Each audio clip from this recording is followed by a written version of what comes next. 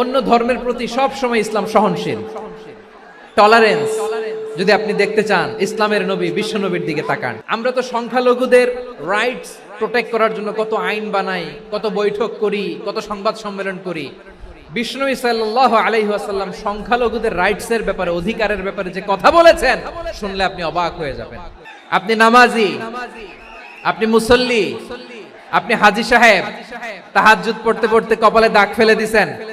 আপনার প্রতিবেশী হিন্দু, ভাবছেন আমার তো পাওয়ার আছে, ওর জমিটা দখল করি।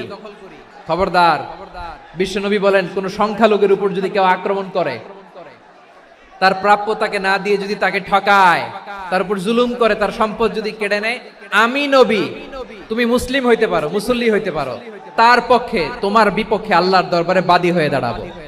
এখানেই শেষ নয়, বিশ্বনবী বলেন মান কাতালা মুআহাদান, বুখারীর বর্ণনা, মান কাতালা মুআহাদান লাম ইয়ারাহ রাইহাতাল জান্নাহ।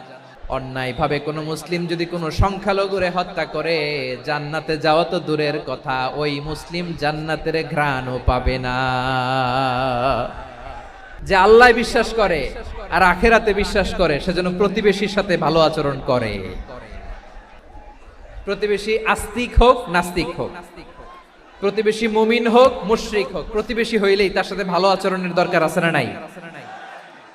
আজকে যে টপিকের উপর আমি কথা বলবো, টপিকটা হচ্ছে peaceful coexistence and communal harmony, শান্তিপূর্ণ সহাবস্থান এবং সাম্প্রদায়িক সম্প্রীতি।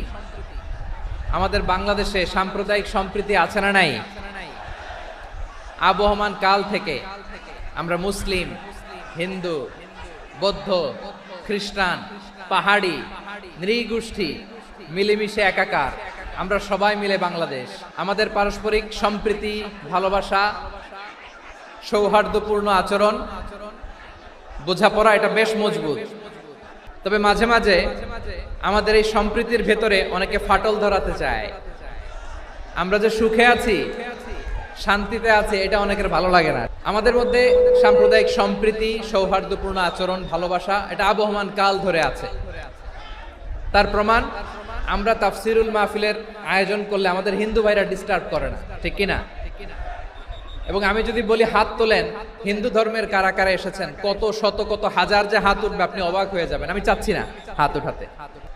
So it's our responsibility to present our religion to our non-Muslim brothers and sisters. আমাদের অমুসলিম ভাই বোনদের কাছে ইসলামের সৌন্দর্য তুলে ধরা, এটা আমাদের দায়িত্ব। We all are the ambassador of Islam. আমরা প্রত্যেকে দায়িত্বশীল, আমরা প্রত্যেকে এক একজন ইসলামের অ্যাম্বাসেডর।